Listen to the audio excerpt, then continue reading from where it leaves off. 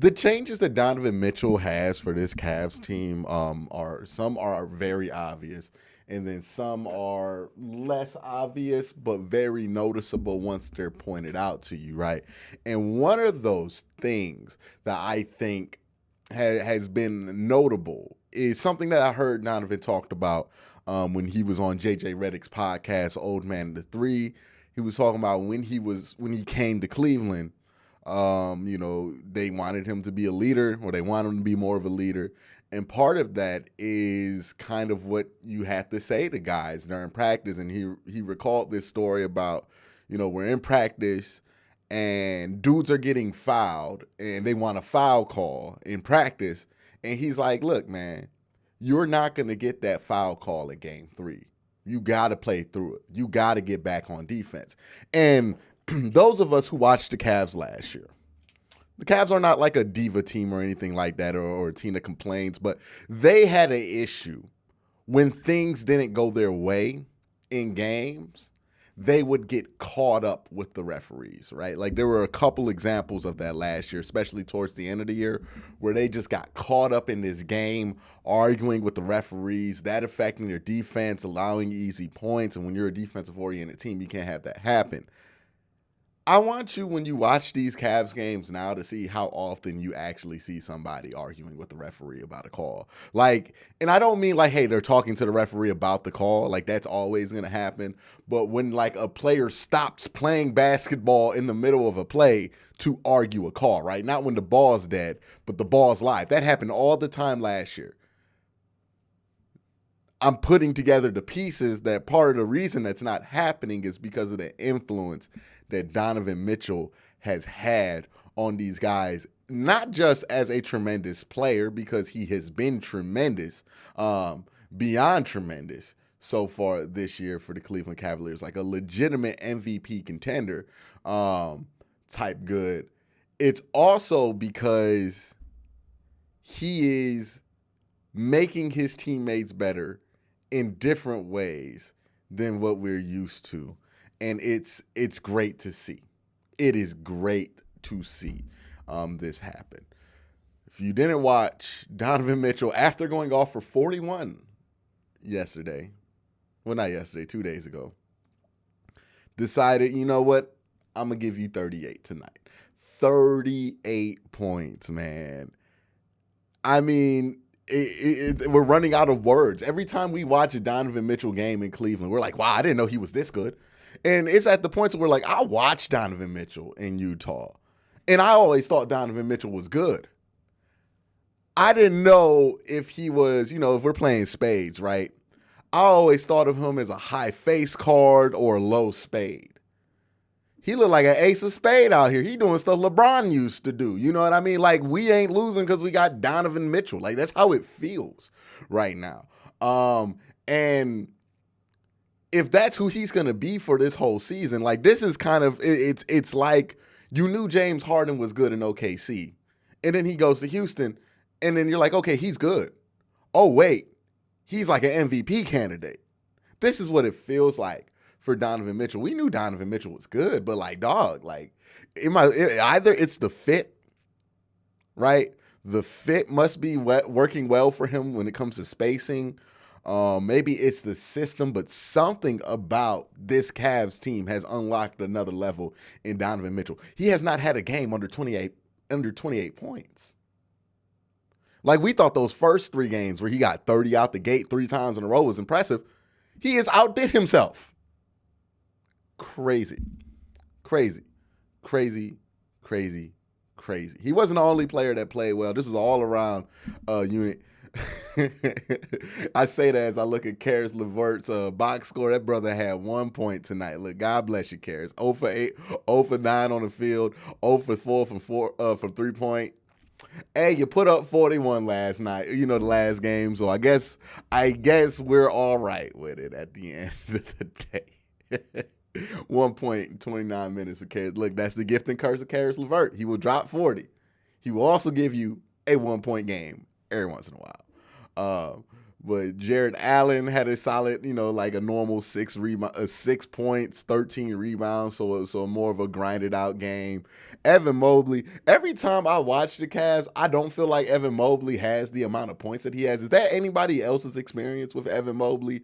Is like you look at the stat sheet at the end of the day, and you're like, oh wow, Evan was actually was doing more than I thought he was. But he had 16, 6 of 13 from the field, 7 rebounds, so 16 and 7. That's a decent night for Evan Mobley. Dean Wade, who we need to start talking about, like, is he legit good? 33 minutes today, 22 points. 6 of 8 from 3. Kevin Love with 29 off the bench, 9 of 14 from the field, 8 of 13 for 3. Donovan Mitchell, 8 of 13 from 3 as well. We had 3 players go 8 of 13, 8 threes. 2 players had 8 threes, and then 1 had 6. Whew. And Dean is really good from that corner 3. And I don't know. I haven't looked at it. I don't know how good Dean is defensively when he has to play the 3. But from what I've seen when I've watched the Cavs for about 2 years now, while he's been on the team, is that he doesn't feel like he's a liability. It doesn't feel like that he's a liability when he's out there guarding the 3. So I think you can live with him out there. And I wonder if eventually I know they've already said they're going to start Karras, but I wonder if eventually these lineups change to where Dean Wade is in that 3 spot. You put Darius Garland and Donovan Mitchell out there in the backcourt, and then obviously you have Evan Mobley and Jared Allen. That way Karras can fit in there seamlessly with that second unit. And I think Karras will be much better once Ricky Rubio is back, because sometimes when Karras has to be the main ball handler, that's where we see the nasty Karis LeVert stuff, right? Where he just takes a terrible 3 or something like that. Like him and Jetty, right? When him and Jetty have to be the primary ball handler, either you're going to see like a crazy highlight or you're going to see one of the most questionable basketball plays of all time. There's no in between. That's why Ricky Rubio is so important to this second unit, because all of a sudden Ricky's there to regulate. You know what I mean? They don't got to do so much. Ricky can regulate and facilitate. And then you can also have Ricky in there with some lineups with Darius. Not Darius. You probably going to want Ricky in there with Mobley, with Allen, with Donovan. You know what I mean? Like Dean, guys he can really distribute to so he can work his magic there. You have a lot of lineup flexibility once Ricky Rubio gets back in there. I think it gives you some flexibility there. Isaac Okoro, he wasn't bad today. He played some good defense down the stretch. Look, my hope for Isaac was for him to become a 3-and-D player. I think I made the joke. I just want him to be Alonzo G, right? Like Robert Covington, that kind of player, right? A 3-and-D wing. Those are very valuable. And if that's all he ends up becoming, that's worth the number 5 overall pick, right? But the issue is he's just not consistent enough offensively, so he doesn't get minutes on this team, which is too good to just test him. And now he's starting to lose confidence, and we're seeing regression offensively from him. Defensively, he's still the same guy he always was, even though he had a lot of foul trouble last game. He was fine this week. This game and this week. I'm still used to talking about football. But I think Isaac, again, he needs to be in a situation where he could play more, because a lot of his issues offensively are just because he doesn't feel comfortable out there, right? And he's just not going to have that opportunity with this team. He had 22 minutes today. I'm starting to think that Lamar Stevens should probably get some run here.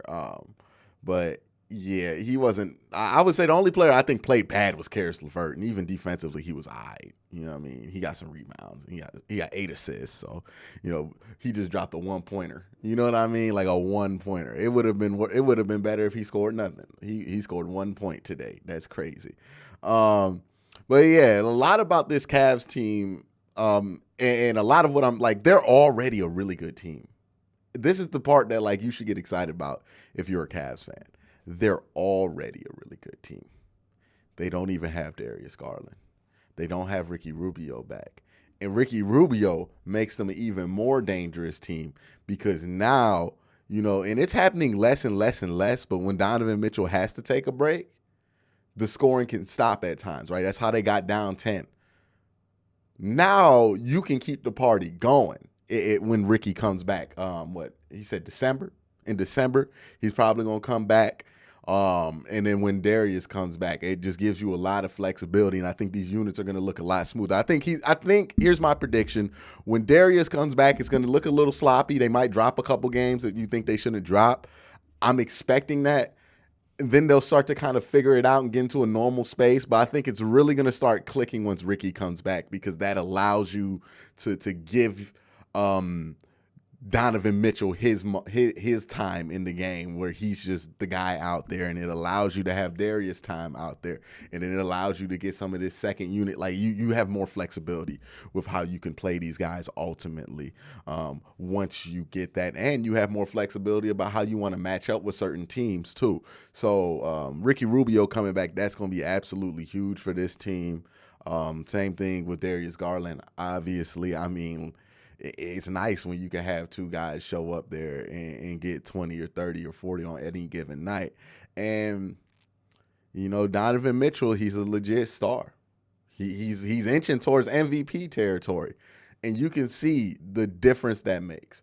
When you feel like you have the best guy on the court, I said this all the time, when you feel like you got the best athlete in any game of sports, right, especially a sport like basketball where one player can change it all,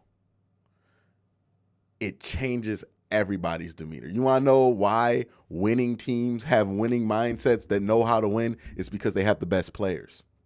And when you feel like you got the best player, you ain't got to rely on luck. You ain't got to have things go your way to win the game. You don't feel like winning is this house of cards, right? When you don't have a good team and you're trying to win a game, it feels like everything is built on a house of cards, right? One bad call blows it all up.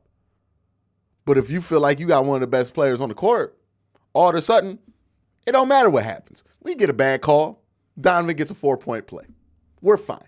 We're fine. We don't have to trip about that. We don't have to argue about the foul calls. We don't have to do this. Why? Because we feel like we got the better players. That's what learning to win is in real life, is that. Knowing you have the best players that are going to show up day in and day out, that are going to play to their best ability, that are going to not hot dog when they're down. Well, not hot dog, but not like start whining and crying when they're down by 10 or 15, that are going to keep fighting. And when you have that, that's when you learn how to win. But hey, that's just my thoughts. Let me know what you think down in the comment section below. You have a great day. Have a good night.